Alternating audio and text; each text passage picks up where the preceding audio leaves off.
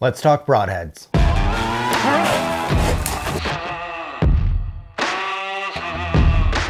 All right, first broadhead up is the Magnus Snuffer Ss. I used this to take my first archery bear.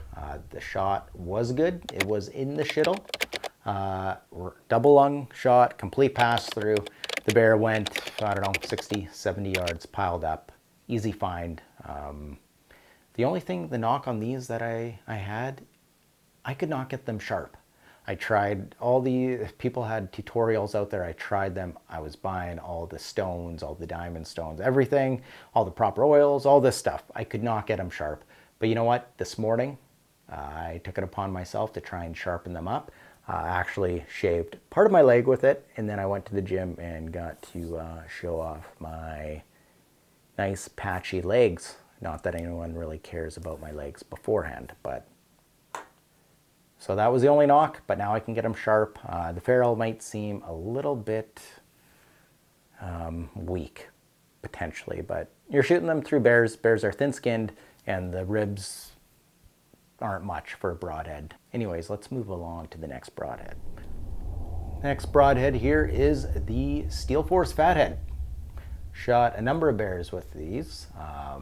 Big cinnamon bear, or chocolate bear with Ryan, Skinny Rye. Was kind enough to let me hunt his bait with him the 1 year we were guiding. It was the first year Stick Flingers was operational. There was 1 week we had no hunters, so came back to Winnipeg and then went out and hunted his spot there. And I brought my bow, he brought his, and he said, yeah, if there's a bear that comes in that he didn't want to shoot, he would let me shoot. And this bear's walking through the bush, I remember this, and he bugs me about it to this day. The bear's coming in, and I just see brown coming through the bush. I was like, Rye. And you got to understand, I'm just going to back this up a bit. I'd seen all the videos that Ryan had put out there, and he shot monster bears, okay? So maybe I was thinking the site was better than what it was. It's a good spot, but just like every bear that comes on there is going to be a giant.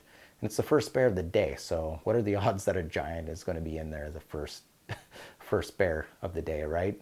So I just see the cinnamon or this brown coming through the bush, and I tell him right away, I'll shoot it, without even seeing how big it is. Well, it comes in and ends up being like a 7-footer, 20-inch bear. It was an awesome experience. Thank you, Skinny Rye, for letting me shoot my first 7-footer off your bait. I don't use these heads anymore, and I don't intend to. There's just other heads that I prefer. This has an aluminum ferrule, so I guess guys have said they have bent in the past. I have not had it bend on me. I don't see it bending if you're just smashing it right through ribs. It'll be fine. Good head, just not for me anymore. I have a number of them, so who knows if I need to use a broadhead, maybe I'll sharpen them up and put them back on the end of the arrow. All right, the next head, one of my favorite broadheads of all time, is the Interlock Falcon. Tiny little broadhead, but man, does this thing zip through animals. And they don't run far. When you shoot them with this, extremely good blood trails, and they just zip right through, pass-throughs all the time. You're going to find your arrow without issue, and you're going to generally have amazing blood trails, and they go less than 60 yards. So why did I quit using this head? I don't know. Well, I do know why. I shot a deer with it, looking at the blades, and well, there was a nick in there. I would seriously consider using this again. The only knock on it is it's a small cutting diameter. So just for margin for error, a bit bigger would be nicer, but honestly, they fly good. So who knows? Is this the head I'm going to be using this spring? Find out at the end of the video. The Rage 2-inch. Yeah, Rage in the cage, right? That's all the hype on these things. I didn't like them when they first came out, but I have used them with great success. The biggest thing with these is you need to sharpen the blades. Another thing is don't expect to necessarily get a pass through, clean pass throughs. Most of the time I do get a pass through, but I'll find the arrow like down the trail. But they do make a big cut, so that is nice, especially for you middle of the middle guys. If you're wanting to hit guts, you better have a big cutting diameter. Next one up is the Iron Will vented 2-blade with bleeder blades.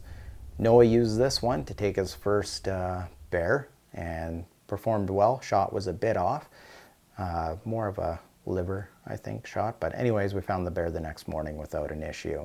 Died pretty quick by the looks of it. Great head, super sharp out of the package. This is actually probably one of the only heads you don't have to sharpen, but always check, okay? Make sure that they're sharp before you go hunting with them. That's just the ethical and the right thing to do. We owe it to the animal again, right? To be as humane as possible.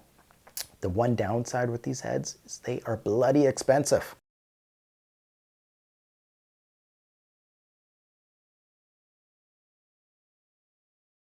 Slick Trick 4-blade. Don't have much experience with these. Donna did take her first bear with them with the crossbow. Performed fine. Yeah, the blades were a bit necked up. I don't know, maybe I'll show you. Oh, see that? Just a bit nicked up. Not bad. Am I going to use these things again? No. I don't have a ton of them. They were borrowing her dad's crossbow at the time, and he had some broadheads on there, and he said we could use them. Thank you, Dad, for that. But anyways, so we used them, performed well, but I will not go out of my way to buy these, although people have had really good success with them, so don't hesitate to get them, try them out, and make sure they fly well with your setup before you head out into the field with them. The Sever. Hear that rattle? Yeah, they're noisy broadheads. I've tried to fix them. I've talked to Sever about that. They say there's a little moon in there, a little half moon washer. It's a small aluminum washer. You take it out, you bend it into like a half moon sort of shape, put it back in there. It creates some friction in there and it won't rattle. It's true, it works. But the thing is, you put it back in your quiver, you take a few practice shots. What happens to that washer? It flattens out, then you get this. The death rattle, I can't stand it. I was actually deer hunting and practice drawing back, you know, in the stand when you get in the deer stand or the bear stand and that's all you hear. It drives you nuts. I can't stand it. And I did have this one fail on me. I've had them work well. I had a client out last spring. She shot her first bear with them. Heart shot the bear. The bear went, again, less than 60 yards. Great shot. Amazing blood trail. Blood was crazy, but yeah, you hit it right in the heart. It's going to have a crazy blood trail. Complete pass through both sides. It's leaking out like insane. Okay, so that's all good. No issues with that one. Noah took his booner bear with it. Again, no issues there. Killed the bear. It was fine. No issues. The issue that I did have was last fall. Took a client out. He's using my crossbow.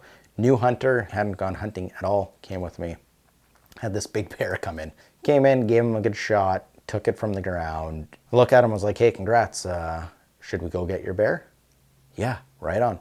We went out on the blood trail, trying to track. Couldn't find any blood anywhere, except I found one little speck, a little ways from the bait, and I found the bolt with the broadhead. It was open, but I could not find the bear. I looked, we went the next day, looked more. It's like I scoured, I did a crazy grids on that thing. I could not find any sign. So now I was questioning myself, man, is this a shittle thing? Is this accurate? And it's like, well, I know it is. I've shot tons of bears right in that exact spot. It's a dead bear. So I'm rewatching the footage. I'm nitpicking the angles and all this stuff. I've shot bears from any which angle, quartering to, quartering away, broadside, with all great success. And this bear is basically broadside to the shooter, and he shoots it good. The only thing that I can think of is that it entered, of course it entered, but it did not open upon entry. It opened as it was exiting, and that's why it appeared the broadhead did work. But if the broadhead worked and opened all the way, we would have found the bear, no issues. So basically, you just put this little bit of steel through the bear. Really no good cutting going on. And you know what? I got rid of all these Severs. I had a bunch of Severs. I sold them all. Don't want them in my house. I keep them around just to show people, or not show people, like they can hear this rattle. It's annoying. Anyways, I've tried to tell Sever that. I've contacted them. Whatever, I'm not going to get into it. But they just said they would take that into consideration. But not good enough for me or my clients. They deserve better. So that client is coming back this fall. And well, you know what? I'll be showing you the head that he will be using. Coming up is the VPA 3-blade, solid 3-blade. After that debacle with the Sever head, I took my nephew out, Elijah, and he was going for his first bear. I screwed this on, it's 150 grain point. They flew well, flew with the field tips, no issues there. He shot his bear right in the shittle. It ran like 30 yards and dropped dead. Awesome. Not much blood, but the thing is, didn't have time to bleed really because he dropped like within sight of the bait site. Pretty cool. This will be the head that client will be using this fall. And if you do come hunting with me, because I do provide resident bear hunts, and you don't have a weapon, you want to use my crossbow, you're more than free to use it. So really good head. Do not hesitate to use the VPA. The Rocky Mountain Sniper. Check that out. If you can find these, let me know. Doubt you will. That's my only knock with these, is they don't make them anymore. Who bought them out? Rage. Rage bought them out, made the head actually worse for a number of years. Now their heads are getting actually quite good. Obviously I use them as well, so I do believe in them. Got nothing bad to say. Like I said, the only bad thing is they don't make them. I wish Rage would do kind of a retro sniper, make them again, the same design, same blade angle. Basically what Rage did to get that 2-inch cut. So you have a sniper here at 1 3/8 inch cutting diameter. To get the 2-inch, they just went like this. So now you're just kind of pushing through and chopping, you aren't like slicing through. That's what I like about the sniper. And Jason will attest to these things, man. He's killed a ton of big bears with snipers. There's a number of bears that will be succumbing to the sniper because he has a few more packages. He's not running out this year or anything like that. But Rage, if you're listening, make the sniper. I'll buy it. I want it. You know, I'll pay top dollar for it. So that would be great. And Noah actually used the sniper to take his bear last year. So Rocky Mountain Sniper, great broadhead. No longer made. The video is done. So I've decided between the Interlock Falcon or the Rage. So which one should I use? Let me know down below. And if you think I should use something else, share that. I would like to hear what you have to say. And as always, like, share, subscribe, comment, all those things so we can beat the YouTube algorithm together so that we can spread the goodwill and cheer of hunting and bear hunting to all. As always, see you later.